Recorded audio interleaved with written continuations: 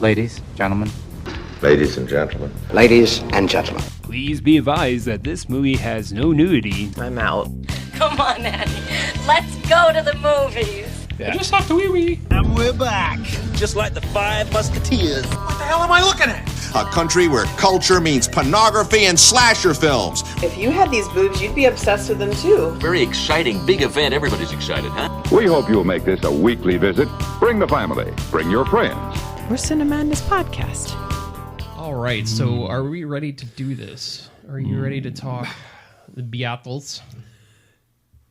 Well, we're not talking about the Beatles. We're talking about the film Across Universe, yeah. What voice is that? No.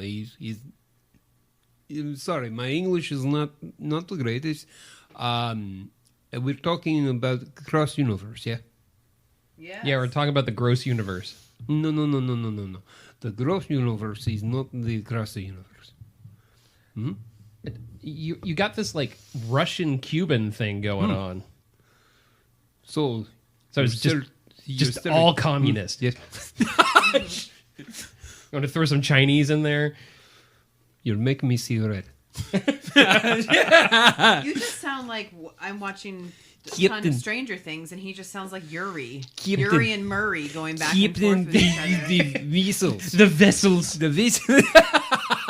Oh, wow. Yeah, now we're really getting into yeah. Welcome to Star Trek Talk. Trek Talk. Plain almonds? No, they're the wasabi soy. Nope. She's picky about the nuts in her mouth. All right, so welcome back to Cinemadness, the podcast. We are on our second episode of Modern Musicals. My name is Adam. I am here with Roman. Hey, Jude. Hey. Mm-hmm. And I am also here with Alison. Hello. She is sitting here in the sky with diamonds. Oh, yes.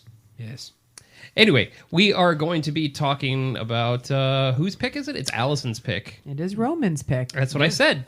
It's Roman's pick. It's okay, no problem. I live in a basement and he just lets me eat scraps. It's great, folks. Don't worry, Mom. I'm still alive. Proof of life is coming next week. All right, so this is Alison's show, so take it away. So we are still talking about modern musical movies, and as you know, if you listen to our first installment, I gave everybody a list of modern music movies. It's really hard to say. Modern musical movies. And the first episode was Adam's choice of The Greatest Showman. I almost forgot. And this episode, we're focused on something completely different, but yet still focused on the dreamer and taking risks. But this one has a little bit more of influence in the music, I'd say, because it's not original songs for the movie. So, Roman, what movie are we talking about? Well, I think we need to get back to where we started from. You had to ask him. I love it. Yep, we are talking about all Across the Universe. Yes. Which is using all of the Beatles songs. And it's not using all of the Beatles. Yes, all 500 Beatles songs. Absolutely. I mean, it felt like it. Yeah, so. And it's a great film. It has the director who directed Frida, one of my personal favorite movies of all time. I'm just really excited to talk about this film. We talked about it briefly when we went over yesterday. The film yesterday. The Danny Boyle film, yeah. Yeah. So I'm really excited about talking about this one. And let's dive right in. And so the synopsis of the movie is basically the music of the Beatles and the Vietnam War form the backdrop for the romance between an upper-class American girl and a poor Liverpool artist. Mm-hmm. So, yes, 2007, I didn't realize it was that old. I remember seeing it opening weekend, and I didn't realize it was so long ago. That's crazy. Yeah, it was one of the first Blu-rays I watched. Yeah. Wow. A long time ago. For the most part, there's a lot of unnamed or not as popular actors. I'm not going to read them all off, but the main people were Jim Sturgis, Evan Rachel Wood, and then appearances briefly by Bono, Eddie Izzard, and Miss Salma Hayek. Other than that, other people were just kind of thrown in and out. They were very talented people, don't get me wrong, but you're not going to recognize if I give you their name. Joe Cocker. Hell, I didn't recognize Joe Cocker. I didn't recognize Salma Hayek. Really? I didn't know where was she in that She's movie? the nurse in Happiness is a Warm Gun. Oh. Well, all the nurses. Where she's doing the dance number. That makes sense because that's about where I checked out. She's hot. Yeah, it's day ending with Y. She's hot. Well, yeah, she will always be hot. Yeah. Okay, so Adam already talked about how he checked out 3/4 in the movie. Great. This is going to be a fun episode, a fun discussion. Okay, so how many times had you seen this movie? In the theaters, I saw it 3 times. Okay. As soon as I could get my hands on DVD, I got it. I bought the soundtrack when you could still buy soundtracks in physical media. Like today. Yeah, but it's... So I bought the actual physical CD. And yeah, I was a huge fan of it. I just thought it was amazing, beautiful. Yeah. Okay. Yeah. That's so why you wanted many to times. watch How it in. about you? Well, I saw it once in the theaters and I saw it multiple times afterwards. So this was probably my 4th or 5th time. Adam. I saw it once on Blu-ray because I didn't see it in the theater. It was another one. It was another one of those movies that I wanted to see, and I missed it in the theater. So I was so convinced I would like it. I bought the Blu-ray, watched it, never watched it again until a couple days ago because I did not enjoy it. Okay. I'll let you take lead, but man, Well, unfortunately, I didn't do a lot of research on this. So I'll just, I ran out of time. But yeah. So, I mean, do you tell the listeners that? I don't care. I don't care. So, right off the bat, do you have to like or be familiar with the Beatles in order to remotely be interested in a movie like this? Absolutely not. No, because it also has the backdrop of 60s pop culture. And things that were going on during that time period. Also touch on the Greenwich Village scene in the 60s, which is popularized in multiple things. Bob Dylan, that time period with pop culture, with Andy Warhol and things like that. You've seen Greenwich Village shown in Men in Black 3 in different other areas where it's been the hip area of town. So, no, short answer is you don't need to know it because it basically gives you a slice of the 60s, early 60s to late 60s, the good and the bad, kind of the Forrest Gump treatment where you see the 70s and then you see how that wrecks you up. And you have Freebird and then, Jenny's trying to jump out the window and then she thinks against it. Don't mix, kind of like don't that. mix the two together. No. Yeah, you don't have to be a Beatles fan. The songs, I mean, yeah, the songs are, some of the songs are recognizable as Beatles songs, but they're just good songs. Well, and they're different renditions of it. Right. It's less a musical and more leaning towards a rock opera type of thing, which is fine for, I enjoy rock operas more than flat out musicals these days. But you do not have to be a Beatles fan to find a connection in this movie. Yeah, it wasn't so much. I mean, it is a musical, but it is more of a rock opera because they don't have as many scenes where they burst out in choreographed pieces. Right? There's some of them, and the ones they do are good, but then there's other ones where they're singing the song, singing the scene. Yeah, a lot of the stories being told through the music. Yes. And you see that in the opening scene where the main character, Jude, is basically in a moment of lover's remorse. And he's telling the audience, does anyone want to hear the story about my girl? And You so want to sing it, don't you? 'Cause I do. really do. I could pretty much, I'm having Beatlegasm. So Another yes. interesting fact about this movie is every single character are based off of characters that are introduced. Right. I was just about to bring that up, and no, don't apologize because yes, do you think that is cheesy in any way? It's fan service. Yeah, it's fan service. It's fun. Okay. Maxwell Silver Hammer. He's banging the TV with the silver hammer. I mean, I love that song. I used to say that to tick off my parents. Bang, bang, Maxwell Silver Hammer came down upon his head. Do. All the songs to sing. Yeah. Yes. The serial killer song. There's so many little things, not necessarily, I don't want to say like hidden, like fan things for the fans of the Beatles and songs, but there's a lot of that in the movie that is like, oh, look at that, or look, they are showing homage to this or that, and I think they do it in a tasteful way where it's not like in your face, like, oh, look, like the way they did, Lucy in the Sky with Diamonds with the Strawberry Fields with the strawberry. It wasn't just like in your face, like they're throwing like strawberries at somebody, or I don't know, just as an example. So yes, let's talk about the characters and the names. So we have Jude, and then he comes over to America, right, to find his dad. And he meets Max, Maxwell, and then he introduces him to his sister, who happens to be Lucy, and he falls in love with Lucy. And then we also meet a couple other people that you don't know, that everybody's going to kind of come in together. So we meet Prudence. We meet a young girl named Prudence, who is, I'm getting goosebumps. She leaves, her small town in Ohio and goes to New York. Her introduction's awesome. And then we meet Sadie, which... Well, you meet JoJo. Well, yes. Now, okay, so explain to me, JoJo, what is that name from? Well, Come Together, he's mentioned two times. That's all? Okay. No. Because he's mentioned in Come Together and also in Get Back. JoJo Man was man. Yeah, JoJo was a man. No, okay, so that's it. Just JoJo. Okay, yeah. All right. Okay, so JoJo, up, and folks. then Sadie, sexy Sadie. Yeah. Oh, and her And Dirty Diana. Wait. They didn't write that song. No, that's Michael Jackson the musical.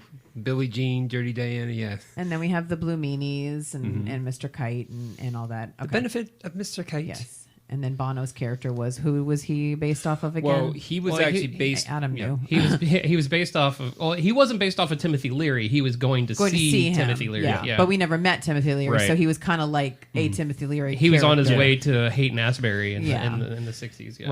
Right. He was my favorite part of the movie. Masturbators. Interesting. Go ahead and talk about that.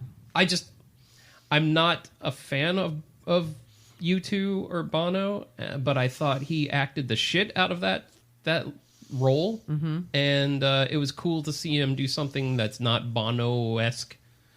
And I don't know, I guess because I'm a big Hunter S. Thompson fan, that kind of attitude towards living and life and stuff within fiction is something that I really gravitated to in that movie. So I really enjoyed Bono's character.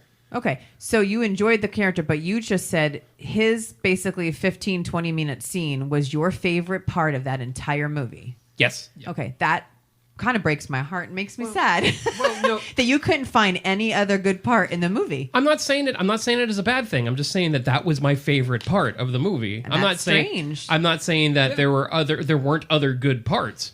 Okay, interesting. I just that think whole I just think section. Go ahead. I just think Bono's presence in that scene, he took over in a more bombastic way than even the biggest of the musical numbers did. Just the way he was, and everybody else, maybe Sadie, but everybody else just seemed kind of boring and subdued to me. As they should have been, because that's the way they were written. Right, I understand that. You've said bombastic a lot, so I want the people at home to play a game. Like every time you say The it. Shaggy game? Yeah. I don't know what you're going to do. The but lover. it wasn't me. Well, I mean that's musicals. It's bombastic. It's big. It's over the top. This movie to me wasn't always over the top. No. So that was a big difference in this movie musical. It was a little bit more subdued because they were telling a story. Yes. And they weren't necessarily telling the story that had to be told in this loud, extravagant way with costume design, backdrops, huge choreographed numbers. Now, don't get me wrong. The choreographed numbers, they were my favorites. Yeah, nothing like seeing football players do cartwheels. That was absolutely beautiful. Okay. In terms of just how that was presenting the character and telling a story through that dance. But can we talk about the recruitment scene where he's going? That's my favorite. Yeah, where I want you. Yeah. I want yeah. you so They- bad. That's my favorite. I want you so she's so heavy. That's one of my favorite man. scenes. But when I first saw it, I was like, this is weird. The because- sergeants that look like the battery people from Yeah. Winona's Big Brown Beaver. I cried the first time I saw it in a theater. I was brought to tears because that was just so moving and emotional, man. Like, seriously, I'm like, oh, this is just... And getting back to Prudence's introduction, that's absolutely one of my favorite young Beatles songs. I Want to Hold Your Hand. Yeah. Yeah. And the way they did it, and that's when I realized that I'm in for an absolute treat, because they remastered it and redid it, but they did it in such a way where it was coinciding with the character and how they're feeling at that time period. So Now that they did a good job with that throughout the whole movie. Yeah. Was they catered all the songs to the characters in the right way. yes, and you saw that also during when they performed with a little help from my friends, where it was an off-tune guitar the whole time, just like the guys who are out of tune themselves. The four guys are hanging out with Jude, and they're having shenanigans around the collegiate campus, and you see them doing their usual muckery, if you will, run muckery stuff, and it was just it was awesome because, again, everything's done without the big band that we're used to, with a little help from our friends with Bono. It's this off-tune, kind of sounds like a really bad Starbucks rendition, the guy who just came off the street, you know. It sounds like a one-man band type of thing, where he's hitting the cymbals with his knees and doing that. It's just very awkward, but it worked. It was very Dr. Teeth. Yes. Bono was Dr. Teeth. Yeah. Well, and also... Not to bring into the Muppets into this. I promised Alison I won't do Muppets. But no. And you also see that near the end when Jude's character sings "All You Need Is Love." Yes. Without the doot-de-doos, you know, and it was just so moving because, again, you're taking these iconic songs that were all number ones in their right own regard, and you're making them these epic songs to carry characters. So it was easy for this film to just basically mail it and go, okay, you know, here's some Beatles shit. We're going to just have some horrible characters along the way, and there you go. No, it had a tapestry of a time period that it used the thread of Beatles songs to include these iconic moments that you already know about. You already know about the riots. You already know about Greenwich Village. You already know about Vietnam War. You already know about a lot of those iconic moments that were going on, but it was using that to really bring you in. Revolution, when Jude is going through the breakup and he's mocking the guy who Lucy is cheating on him with. She wasn't cheating. She was having a little emotional affair. Well, and to be fair with you, you know, I see that with a different set of eyes. I understand, but there was no proof that anybody was cheating. You're correct. Okay. She was spending a lot of time and it was his perception at the time period. It was his perception, but anyways, so getting away from it, Revolution. So he's mocking it, and I love how he's singing it. And even at the end, where we all know it in pop culture, when John Lennon's singing "You Say You Want a Revolution," at the end he goes, "All right, right." Oh, but in the movie he's yelling it. All right, yeah, all right. yeah. Oh, yeah, freaking fantastic, man! Absolutely, like it's like, oh, I got so jealous watching this. I'm like, damn it! I wish I was a part of this production. This is awesome. This is great, and just the imagery and just not being so freaking self-consumed, like so pompous about some of the things. Like, I'm going to do something because I'm an artist and that's what we're going to do. No, it was what?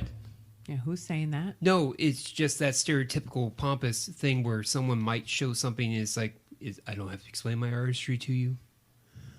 Where you may have something that's not understandable per se, No. Okay. No, I'm not Anyways, following. Moving Not forward. following moving whatsoever. forward. I don't want to derail the I conversation. mean, I guess I kind of understand what you're saying. Like Highbrow. like I don't have to explain the Yeah, meaning of my song. It's Andy just Warhol. art. Pop art. Pop Yeah, art. Okay. Yeah, pop art. Are you talking about Jude or the movie or the filmmaker? The filmmaker? She could have Okay, because I really disagree with you. Okay. I think the movie was an absolute mess. Nothing was explained. Everything had to be interpreted, and I was lost 60% of the time. Okay. So, Still, after seeing it again, yeah, I'm talking about following the movie. If you're going to follow you can't follow the movie. There's no narrative structure to the first 2/3 of the movie. Okay. explain. Because I feel like you can. I get a little bit lost at the end of the movie. Everybody's going from everywhere. It's cutting faster than a Edgar Wright movie, and the first act of the movie is so crazily cut that you just so not until everybody comes into the apartment in New York does the movie start making sense. Okay. It's just little vignettes of people's lives that aren't connected, but you don't, in my opinion, you don't know or care if they're going to be connected. But when they do, it works. I just think the movie was a mess, and it should have been a little bit more narratively structured. Okay.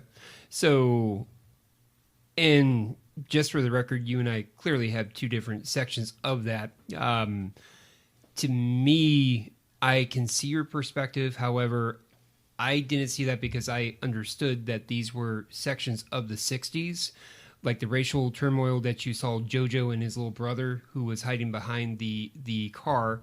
Yeah, As that scene was just out of the nowhere. Well, because it's all part of that culture where you were introduced to the Liverpool limeys, if you will, working in the factory and clock out when you're 64. You know, nice little subtle joke there. That was. And then you saw the well-to-do established kids who were going to the university during that time period in the 60s. I understand, and I understand where you're coming from. But having no narrative structure and just having, this is what's going on here, this is what's going on there, it's a complete juxtaposition of what you just said, where the filmmaker's not, I don't have to explain my art to you. Well, you kind of do, because it doesn't make any fucking sense. Okay. But it makes sense to some people, is I guess what we're saying. Because, all art makes sense to some people. Right. But like the whole part where they were singing Let It Be, and you had, and I think I explained this to you, because you were like, why are they showing the black choir and the black service, and they're going back to her boyfriend who died in the war? Like, because why are they doing that back and forth? Right. It just wasn't narratively structured correctly. What should they have done, though? I guess I'm asking. I don't know. I didn't write the movie. But what would you have done? I would have had it a little bit more explained for the dumber people in the audience, i.e. myself, because I'm not into high art. I don't think it's high art. Yeah. But okay. I mean, I respect what you're saying. I just, that was a way of them bringing in JoJo, because that was happening during that time. And they did that throughout the movie. Like, right, that's what I said. There was little vignettes of the characters. Right. But they were doing that because you could see the comparison and the way they joined together. The opening scene is when, she's talking about her boyfriend, and Jude is at the concert, and he's like with his girlfriend. So you can see right there that there's these two characters that they're both in a relationship, but it's almost like they're doing it just to, I don't necessarily want to know, to save time or just be kind of fun or whatever, but you're seeing both of them at the same time, two opposite ends of the world, two opposite ends of everything, money, the way they were raised, their values, everything, and they're just showing us at the same time going back and forth. I get that. I just don't think it was handled right. Okay. Going back to the music, you mentioned. I also want to say on the record here that I do not dislike this movie. It's just not one of my favorites. Yeah, and that's fine. That's absolutely fine. And there's a lot to love about this movie. No, and there's plenty of films that we've talked about that I don't get, can't stand, or whatnot, and that's fine. It's not supposed to. I can't stand Whatnot. Yeah. Oh, What a look, horrible movie that was. We're not going down the whatnot field again, okay? All right. Clearly, you have your yada yada yadas, and I got my maybe might be's, okay? Period. I know. That's just Okay. Whatnot is just a line we don't cross. Of course. Anyways, so as you're saying, Yes. please. So the music. You brought up one of the opening scenes with Prudence where she's singing "I Want to Hold Your Hand." So that is we've all known that song to be one of the first Beatles songs, the upbeat la la la la, right? The Ed Sullivan The song. way they did that song blows me away. It's one of my favorite songs on the soundtrack. I listen to the soundtrack a lot. Her singing that song a cappella. I don't know where this child came from, but the way she could sing that song, it makes the song painful. Whereas the Beatles song is happy. Yeah. And they did that throughout the entire movie. 100%. Every song that I am used to hearing since I've been listening to the Beatles since I couldn't even speak because of my family. And just It to sounded see, like you couldn't speak because of your family. no, it's just I was raised listening to the Beatles. Hey, ditto. My mom was a child of the 60s. She was one of those kids that stayed up for Ed Sullivan. Right. So I mean, I remember being whenever the Apple recordings came out with those like triple CDs. I remember my dad had them. I just listened to I just have grown up knowing the Beatles, and to hear these songs change from what I know the four of them to sing, it made me appreciate a lot of the songs that I never used to like. She's So Heavy. Listening to that song, I was always like, this is a strange song, but the way they interpreted it, where I want you and I want you so bad, the whole time I'm hearing it with the Beatles, I'm like, they're singing to a girl. I want you so bad, but you're so heavy with baggage and burdens and stuff. And they turn that to Uncle Sam is saying, I want you. And then they're carrying the weight of the Statue of Liberty. That blew me away. In their jockeys in combat boots. Right. So vulnerable. That whole scene, even with you said they looked, and they do. They look funny, but I think they're supposed to look like Uncle Sam. They're supposed to look like Uncle Sam and almost scary a little bit. And that they're not a person. Right. The way they did that whole scene and how they moved and stuff, the choreographed songs in this movie outweighed it didn't bother me that not every scene had this huge choreographed thing like Showman or like some of the other movies that we're going to talk about. It was okay because the ones they did like 500%, like it was way over the top, and it made me look at the Beatles are such geniuses with some of their songs that you can take what you thought that they were singing to me about and change it into another subject, and that's very rare that you can do that. And they did that with that song and Happiness is a Worn Gun in this movie. And it just blew me away. Well, and there's other aspects of that where they had Oh Darling into an argument song, which I thought was beautiful. Yeah. The guy who played JoJo, I believe he's in Roots. He's the guitar player for Roots, I think. Oh, I thought you meant the movie. No. I think he is. I think he is, yes. And the young lady who played Sadie, she was discovered because she was part of like a one-woman play about Janis Joplin. I said that. She's essentially Janis Joplin, and the trivia I'll read later talks about that. Yeah. And he was essentially designed to be Jimi Hendrix. Yeah. And you saw that with the headband. Yeah, absolutely. Absolutely. It was an homage to, again, the time period. Yeah. Everybody. Sorry. Go ahead. You were talking about Oh Darling. Yes. I mean, even that scene, they're having a fight, but singing the song "Oh Darling" that's supposed to be a love song, and they're fighting over it, and it's they're it's just, oh man, when you told me you don't need me anymore, and they're both on same key, and their argument is those crushing. two. I think it's funny. Evan Rachel Wood was probably one of the most popular, I guess, actresses in the movie. I mean, she was in a couple movies before that. Yeah, she's the only like named right. But if you look at the people at the whole, she was the one with the least amount of talent, and she can sing. I give her props. Everybody sang their own stuff, but that girl who played Sadie, hands down, like when she's saying, "Don't let me down." She's saying, "Why don't we do it in a road?" That was perfect. Oh my goodness! Oh yeah, just so funky and just so Oh yes, and even when she did her acting roles, because she played the landlord that Jude and Maxwell were staying in, and everybody else. yeah, it's like All you had to do was climb through the window when Right. you were there. That was so funny. What's she doing here? She climbed through the window. Okay. Well, so funny note. This is how much I love this movie. So You climbed through someone's window to live there, didn't you? I climbed outside, waited by the light of the moon. Yes, but no. There's this cat, and this cat for days. Like an actual cat or just like some dude? An actual cat. She was. There's this fluffy. cat. Yeah, cool cat. Who is the cat who's standing outside my window now? Prudence. Yeah. Okay, there's a cat. So, literally, every day for 10 days, this cat was hanging out by my window. Playing Nintendo. No, hanging out, playing Nintendo. Yeah. Cock. Baseball reference. But, and I'm like, go away. And sure enough, finally, I'm like, I just opened the window. I'm like, come on in. Come on in. And the girl I was dating at the time, she goes, "You're just going to keep the cat?" I'm like, it's hung out here for 10 days, so clearly it's a sign that we're meant to be together.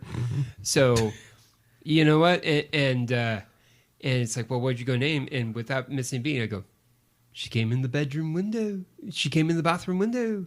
Her name's Prudence. You called the cat Prudence. Yeah, Wow. yeah. And I would hold that cat, and I would let it purr on my chest hairs, and I was Just the chest hairs. just the chest hairs. No, She just hovered.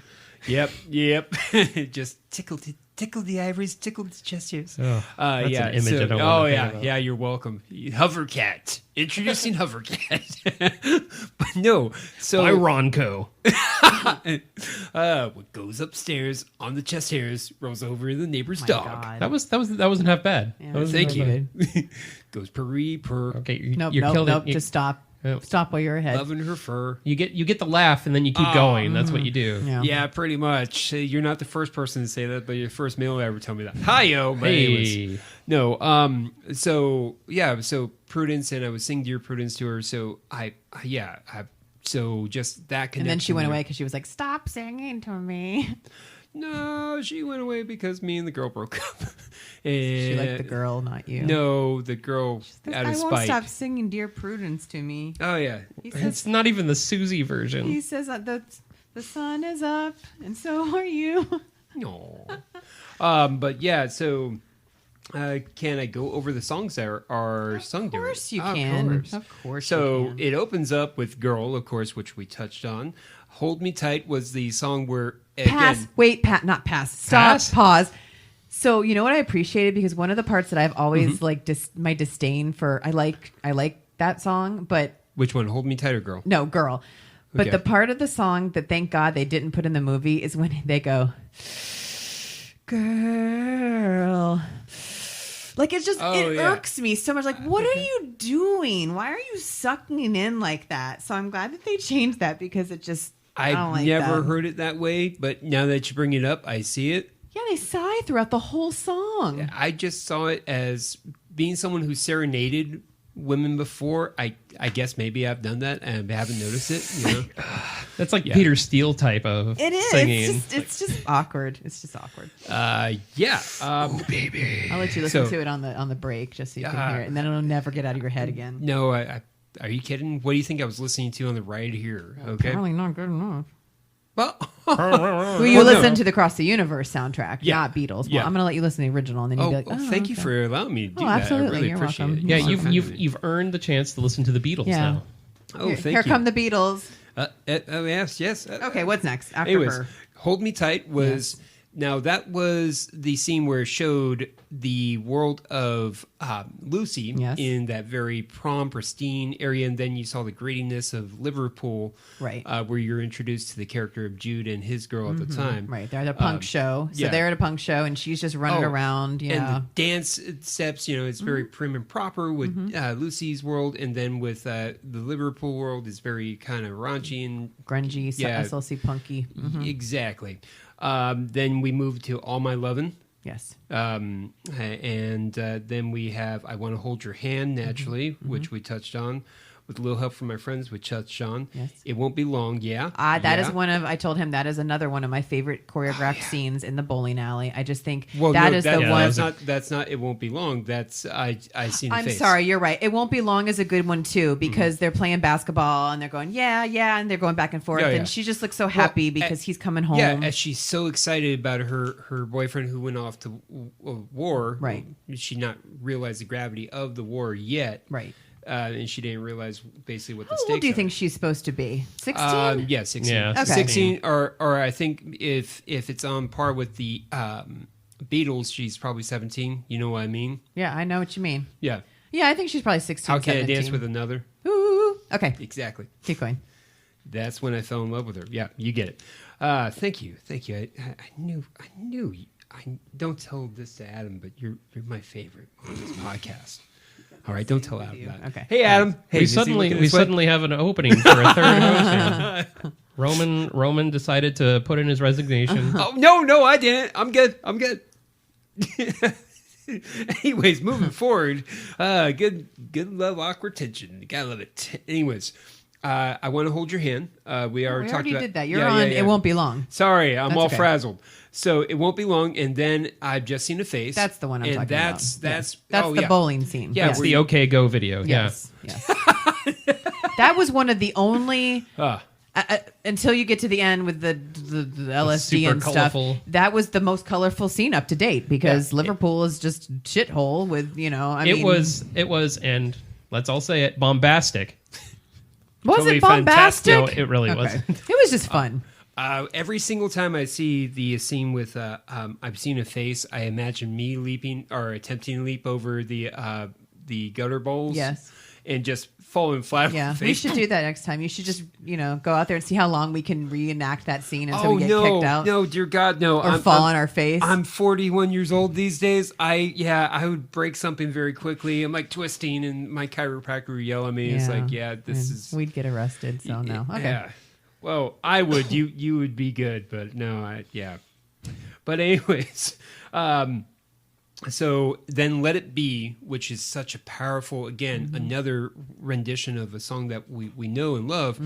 And when you have that gospel woman just singing her heart out, first time I heard it in the theater, I cried. I cried just because it was very powerful, but also this was around Afghanistan, and we had friends that lost their lives in Afghanistan, and so my mind quickly went there.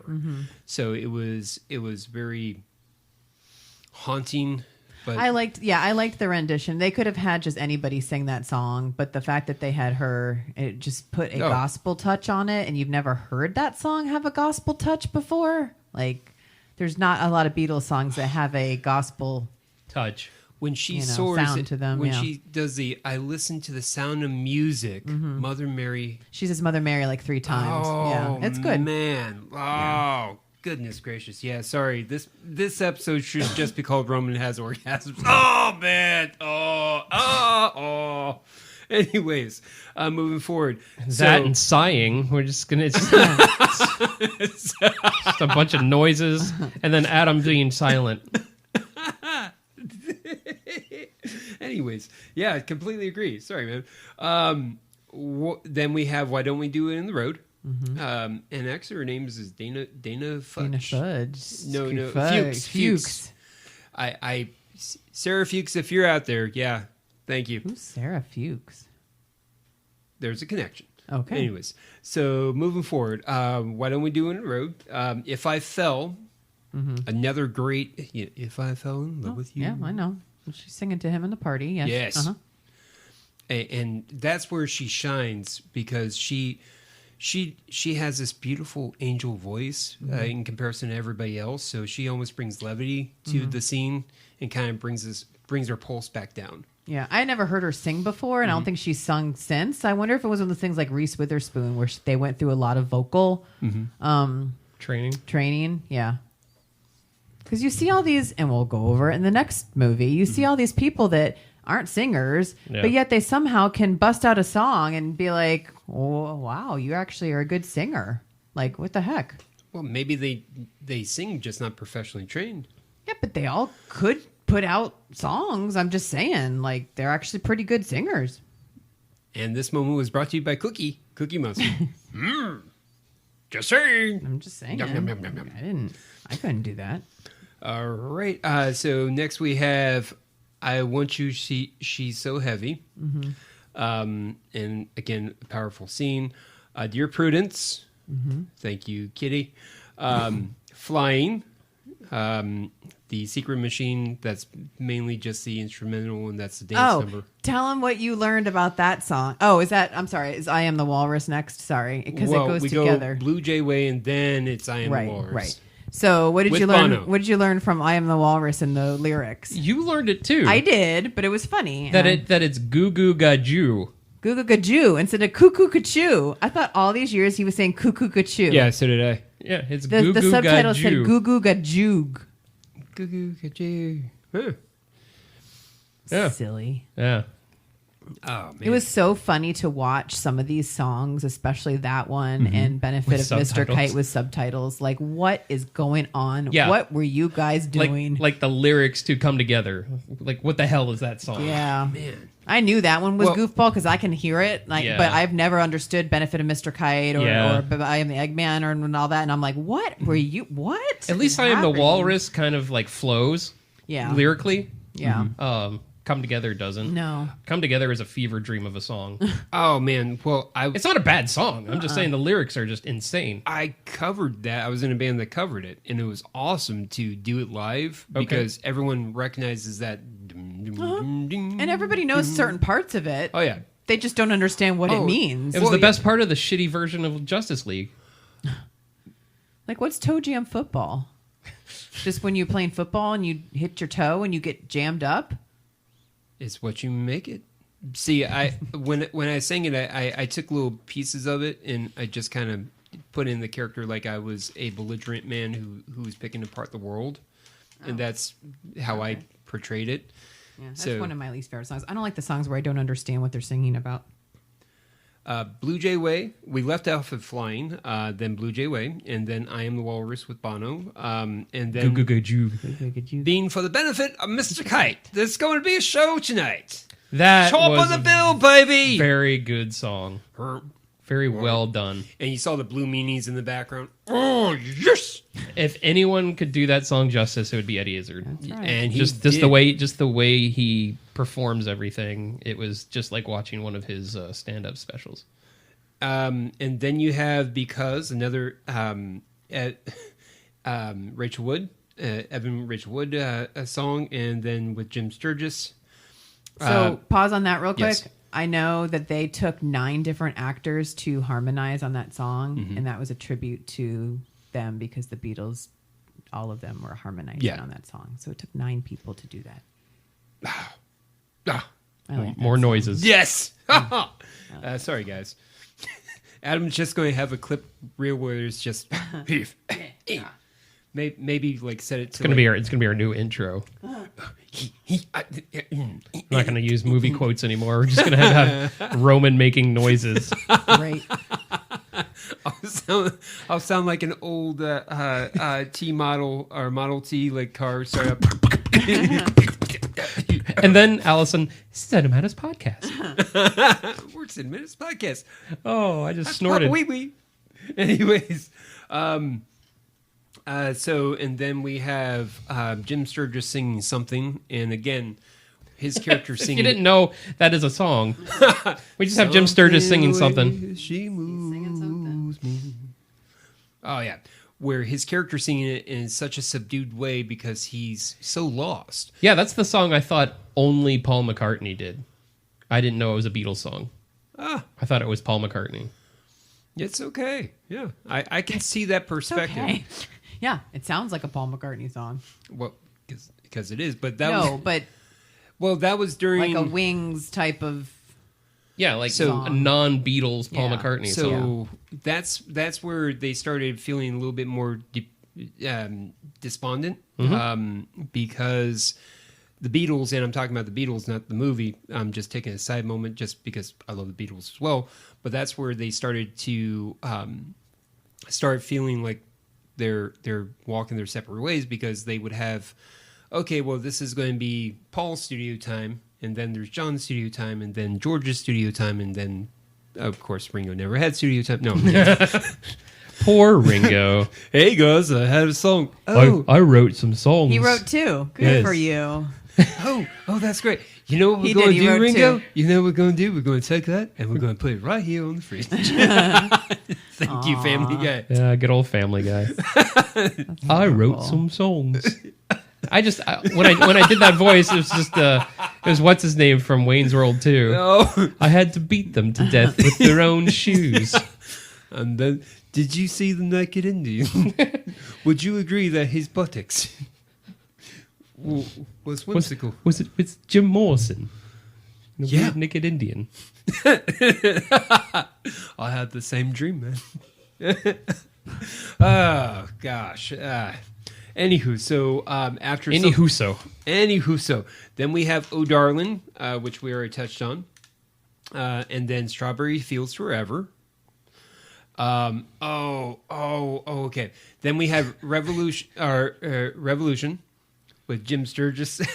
And- are we near the end of this? Oh, baby. I'm just getting warmed up. Revolution was sung off key too, which Yeah. I liked. Well, again, that's with the voice and and just the whole scene where the guy who's running the revolution fort and he Jim Sturgis' character Jude is, and you want to talk about Mao, you won't make it anyhow, and yeah, oh man, and just No, I get it. I was just saying how it was off key. yeah, absolutely, absolutely, kind of like my oohs and ahs, yes. Because normally it's like, you say you want a revolution, and he was like, you say you want a revolution. revolution. Yeah. Just let him do it, Yeah, right? yeah. Go ahead. sorry. Nope. Go ahead. You're a better Oh. singer. We already discussed that. No, I'm Evan Rachel Wood. no, stop it, Deha. So you have an angelic voice? No. So, and then probably one of the most highlights of the movie is where Jim Sturgis and the guy who plays JoJo did "My Guitar Gently Weeps." yes, Yeah, that was a pretty good scene. as one of my favorite Beatles songs. Yeah. So that was a good scene. They both sang it together, which was weird. but Okay, good. so you saying that, do you think this would have been a good movie if it didn't have any Beatles songs in it I whatsoever? think it would have been a different movie. But do you think it would have been a good movie Yes. if it was just a story? Yes. If it was basically Factory Girl? It would have been the 60s TV show. I think it was called the 60s. Yeah. And it was like Jerry O'Connell, I think, was in it. Yeah. Yeah, and it was basically the same thing. Okay, because I'm asking like Beatles fandom aside. Yeah. And because I've thought about this, I've thought about it long and hard. But I'm bummed. Yeah. Coming ahead. But anyways, so because if you take away the Beatles, you essentially have the 60s miniseries that came out in 99, again with Jerry O'Connell Yeah, right off it was of in the Sliders. 90s, yeah. And that, again, started with you saw a girl in Midwest 50s, and then you saw how she elevated, and then she became part of the hippie movement. But what music are they putting in? Well, Are we doing like Forrest Gump? What I'm saying is, without the songs, do you think the Yeah. characters would have as much power behind Right, them? and I'm Yes. prepared to, and I might not agree with that. I might Okay. think that I don't know if I would be as into the movie. So what I'm asking is, what are we just putting other random '60s songs in there? No, without the songs. Oh, it's not a musical it's at just all? a straight Yeah. drama. That's hard for me to picture because I go back to picturing the scenes where there's choreography and stuff. Right, there wouldn't be scenes of Right, choreography. I know. I understand what you're saying. I'm telling you my answer. I'm talking my answer out. I don't think that I can't picture the movie that way. I can't picture the movie is essentially Forrest Gump meets the 60s show, which I never watched. So I'm trying to, sounds like just a long 2020 documentary on the Life Channel or whatever. Like The Life Channel. But that life, what was that called? It was. I do recommend it. It was pretty good.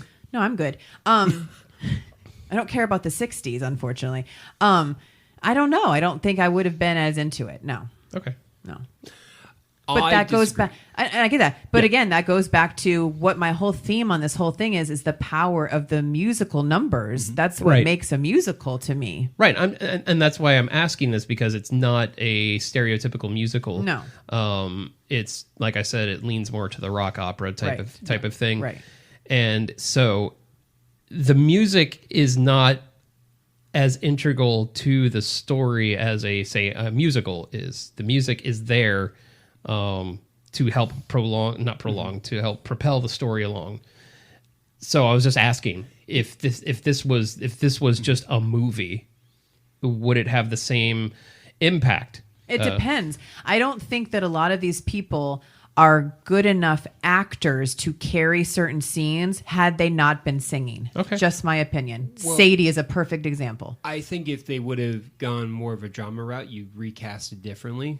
Definitely. Sure, but we're not talking about that. Yeah. We're talking about the movie that we saw as a whole. You removed the music. Yeah. Is it still a good movie? And I'm not sure. So what if this is a hypothetical. Mm-hmm. What if it was done, say, like Terry Gilliam style, like Fear and Loathing in Las Vegas, where it still has that outlandish, whimsical feel to it, but it does not have the music that brings it along. Again, any way you shape it, any way you cut it, yes, because what it's doing is it's taking these iconic moments in a very iconic time of the 60s. The 60s in Western, in the Western Hemisphere, which was a big time period. You have London being... It was pretty big in the East, too. Well, unfortunately, I am not well versed on that. I know there was this thing that was called Vietnam. You're correct, and that's where the East and West collide. But in terms of being, I'm just fucking. No, you're good. You're good, man. In terms of that, I do feel strongly that it's again something because it's portraying and propelling the story of these characters where they're ingesting and trying to survive in this world of the 60s with everything how we are quickly moving from that Midwestern propriety, if you will. We're dress, and now we're getting to nitty-gritty, grungy 60s with hippies and things like that, beatniks, and then the revolution and things to that accordance. And then near the end, we have this sobering moment where the party's over and we're trying to look for the next thing and we're trying to make sense of it all. And then we bring some levity and some clarity, and then we realize what's important. What's really important is relationships that you build. And if you present that in a proper way, even with psychedelics, as you touched in with Fear and Loathing, mm-hmm. I still think that you have a worthwhile film. Okay. I do think that you recast it because now you have to have a drama. So now you probably don't have the guitarist from The Roots. Now you probably have you probably have someone from Roots. You probably have the guy who played Jimi Hendrix and also was in Remember the Titans, the middle linebacker. Sure. Tall, good-looking black guy. Yeah. Anyways. I only asked this question because it's based on the theme of musicals versus other movies. Yes. So Fear and Loathing to me, from the start to the end, is all crazy and psychedelic and off the chain and bonkers to me. Right. So I have a different point of view than he does because I only feel that a small portion of this movie, when they moved into the psychedelic era of the Beatles, mm-hmm. is that era. So if you turn this whole movie across the universe into a Terry Gilliam movie, I'm not going to like it because I want, and again, it goes back to the music. Mm-hmm. To me, mm-hmm. this music in this movie, the movie The storyline follows the storyline to a T, kind of, with the Beatles. It started in the early 60s, late 50s, and it goes up to their... It's an evolution of their music, and it's an evolution of all these characters. So if you turned this into a Fear and Loathing, it's a completely different movie for me, and I'm not digging it as much. So I guess, to answer your question, as a whole, if you took away the Beatles music, I don't find that I might not like it as much. Okay. So I think Both are good answers. Yeah, I think I would, just because I love history. yes, you love the 60s. Well, I love the just 40s kidding. and I'm 30s. just kidding. This is a breaking development, everybody. Remember, we just found out Roman likes history. Yes, a guy with the name Roman likes history. Very bombastic. Yes, totally fantastic. And we're still on the songs, so We're Oh my almost God. Hurry done. up, We're hurry up. almost done. 55 minutes. We're into this. Still on the All songs. right, so here we go. We got Across the Universe. We got Helter Skelter. So next we Helter have, Skelter. of course, the titular song, Across the Universe, which I was first introduced to that song, believe it or not, from Ba Ba Ba, Fiona Apple singing off the the black and white movie 1999 Pleasantville? Thank Oh, you. good. Yeah, say I got who? I was going to say the artist. No, that was a silent film, man. I know. Well, except for the last line. But Roman anyway. just sang Across the Universe through the whole movie. Yes. You're like, sir. He's just channeling Fiona Apple. Yeah. Of course, yes. No, and that's when I'm like, well, and I love Fiona Apple. Sir. So do. Exactly. Okay. Yes. So Across the Universe, and then we have Helter Skelter, Yes. which Again. Yeah, it plays twice in the movie. It does. Well, yeah, they show a little bit of it in the beginning Yeah. when they're showing Sadie, and then this, yeah. They want to know, Helter Skelter, some crap is going to go down. But it also shows the downfall of Sadie, where she's getting into her own. Yes. She's breakdown. no longer with the Po' Boys. Yeah, and then we Just have, made me want a sandwich. I know. Sadie and the Po' Boys. Then At Club Huh? Huh? yes, and then we have the breakdown of Max's character as he's going to rehab coming out of Vietnam. Vietnam. Vietnam. Lieutenant Dan, we're singing the Yeah. Beatles song, And this Ice is- Cream. This is where Beatles. Beatles, Attendant Dan. Beatles. happiness is a warm gun because he's addicted to the medication, so on and so forth, and it was just beautiful. If you look back real quick, and I'll let you get back to the long ass list. If you look back, his 3 main choreographed songs were hands down the best, the most consistent in the whole movie. They had the most choreographed Joe numbers, I Anderson's- guess. Huh? Joe Anderson, the guy who plays Max. Yes. Yeah. Help with a little help of my friends. Happiness is a warm gun, and She's So Heavy.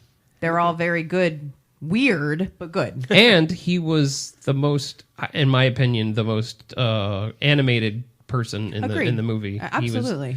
He was, even just in his normal acting, he was my favorite character. And then you see, again, bringing levity, Evan Rachel Wood singing Blackbird, another beautiful song. You keep saying levity. I think you mean grounding. Brings a little bit of,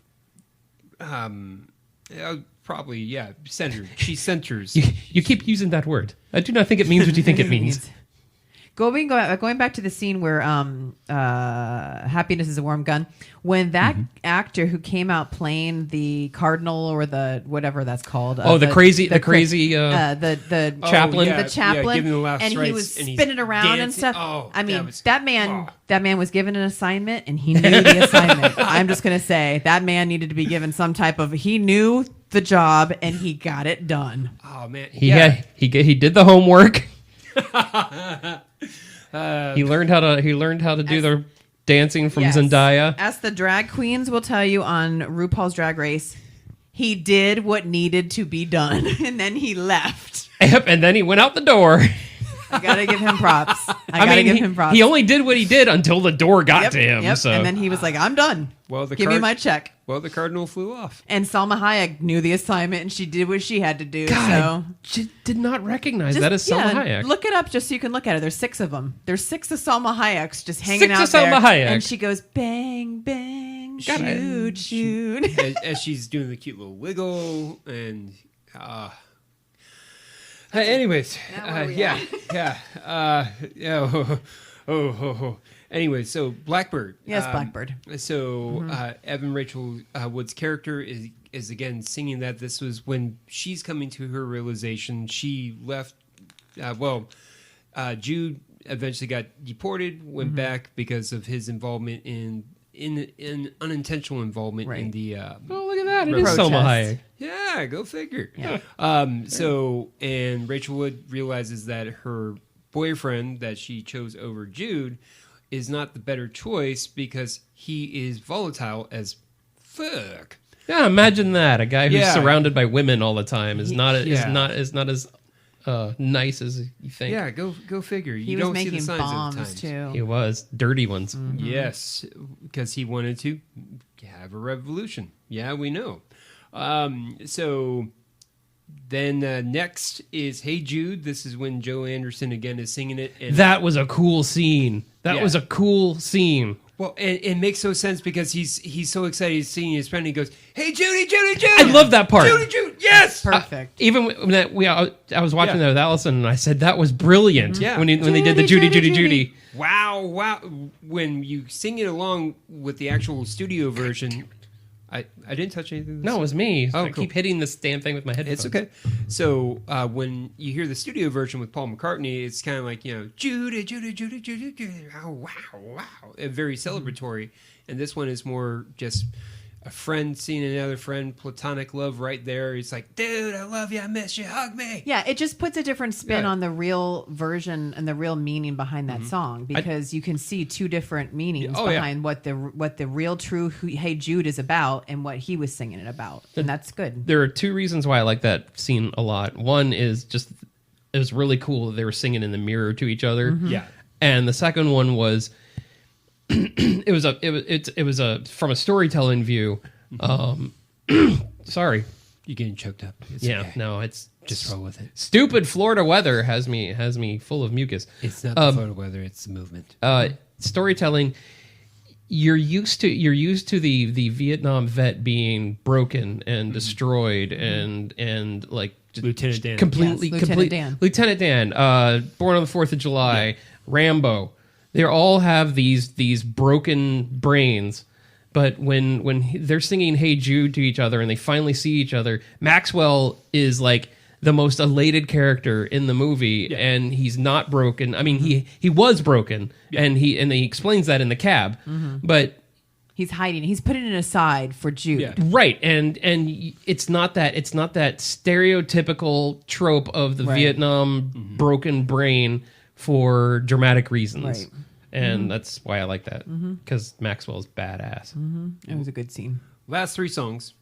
So we go back to Sadie on the rooftop. Don't let me down. Yeah. Oh, and that. Because sorry, Roman.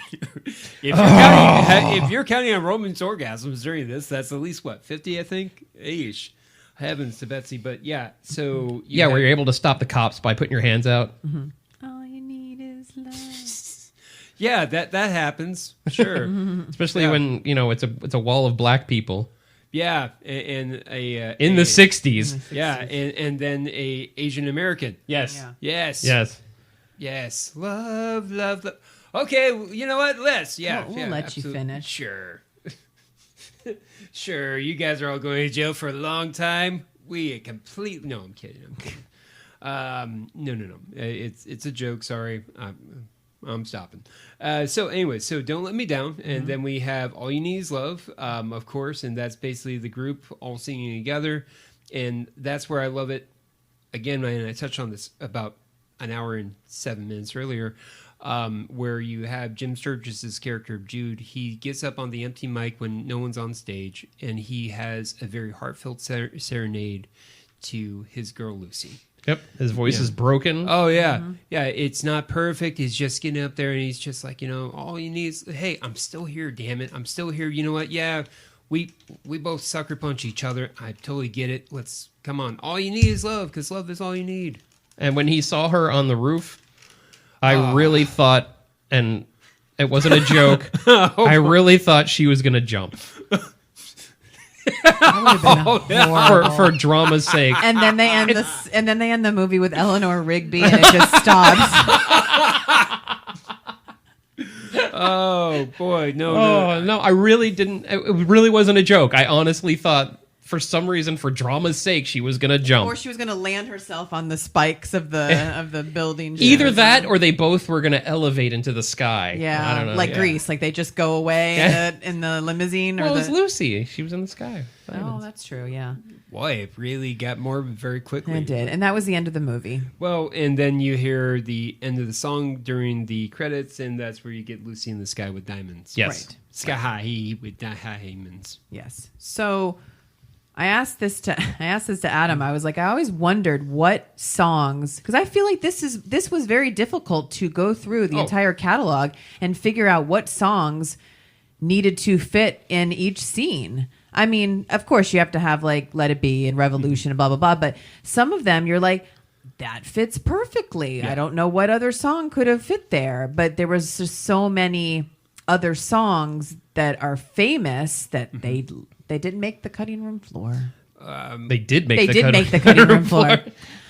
I've thought about this. Of course you have. Yes, sorry. Hey man, you got your jam, I got mine, man. No, I mean you've thought about this for many, many years. Oh my heavens, yes, since 2007. So yeah.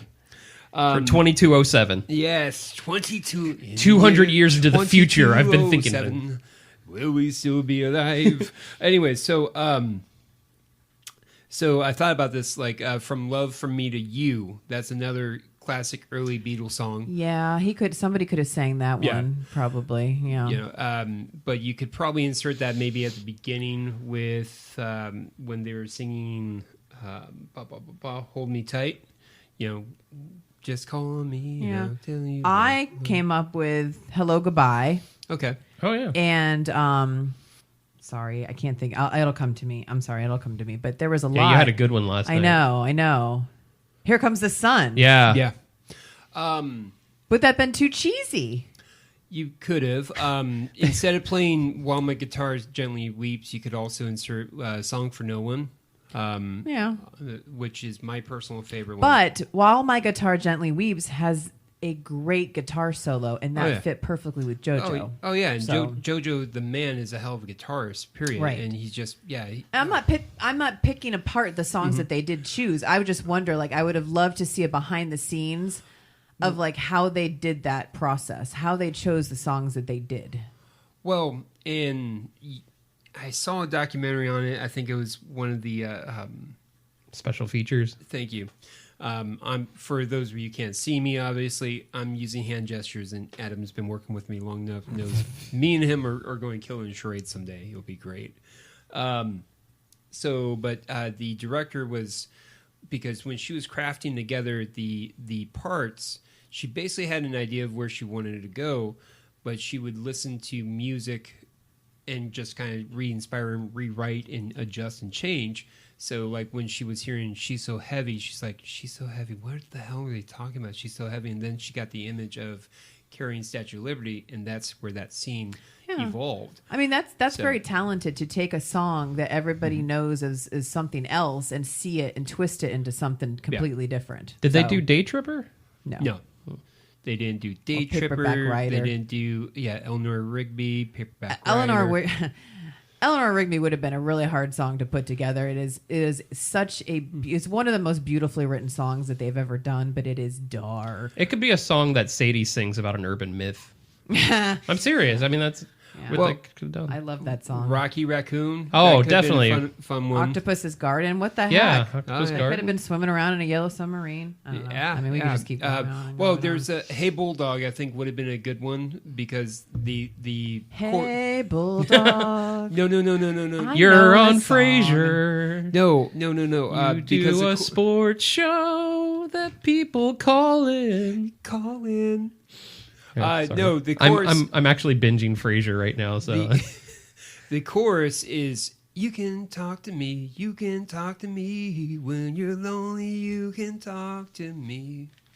Yeah. Hey Bulldog. I think it could have been even longer if you had added all these songs. So Oh, I get that. I just used the whole discography. Yes. Yes. It could be Alison's Dune. It's too much. You know, I haven't even watched the full Peter Jackson thing because it's just so. It's 5 much. hours. It's Yeah. just so much. Oh, but It's so beautiful. awesome. Yeah, It it's is- just a lot of commitment. Okay, so we pretty much went through the whole movie. much. You're welcome. Let me go into taglines, but I will say that.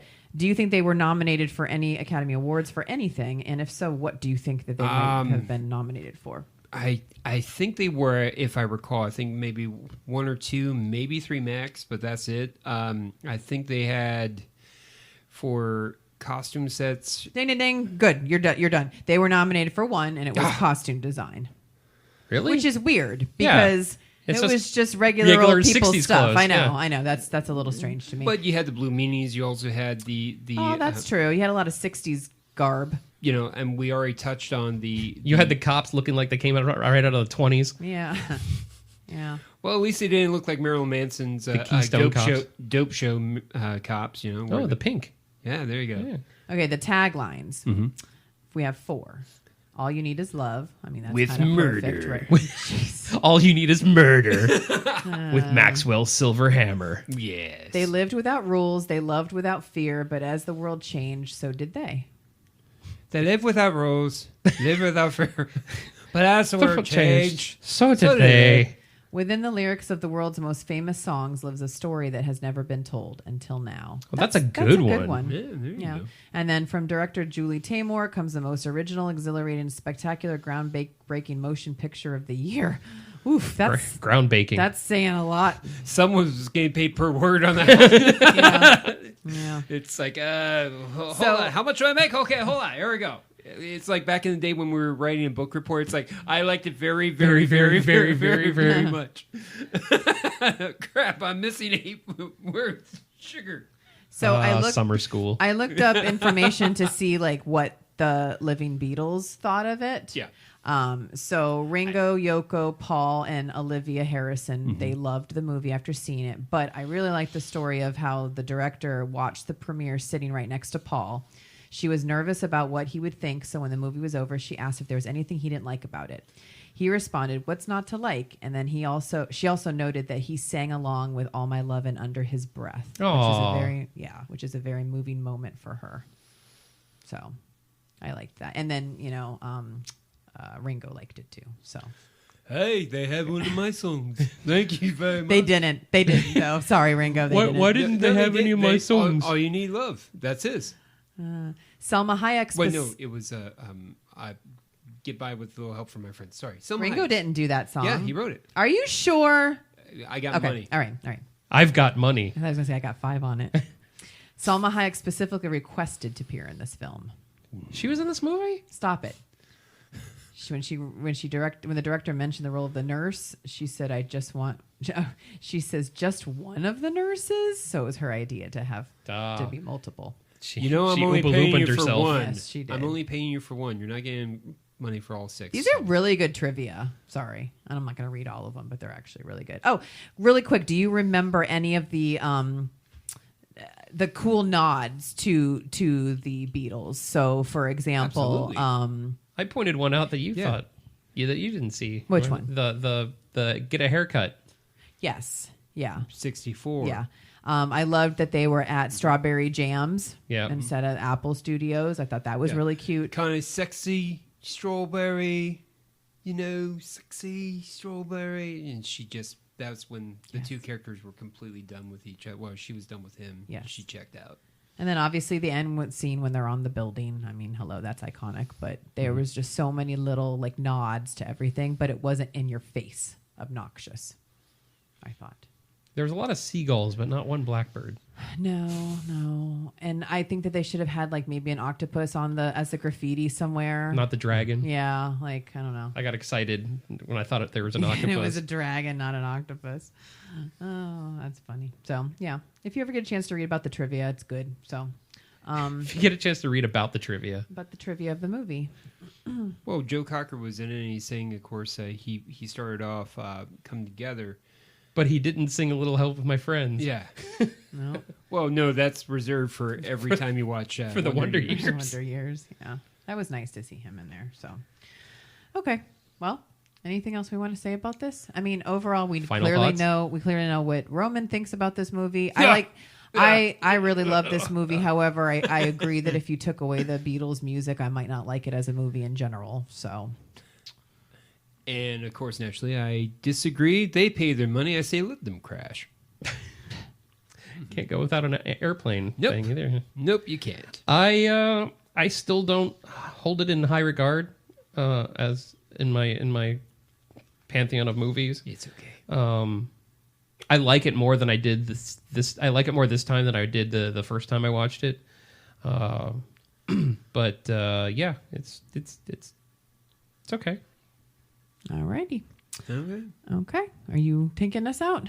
I guess so. Alrighty. Thanks for joining us for our second episode on modern musicals. Join us next time where we conclude our series. And that's it. Thank you guys for joining us. Thanks, Allison. Thanks, Roman. You are welcome. And we'll see you next time. Or we won't see you next time. You'll hear us next time. And remember, always celebrate cinema. So can there be 6 of me?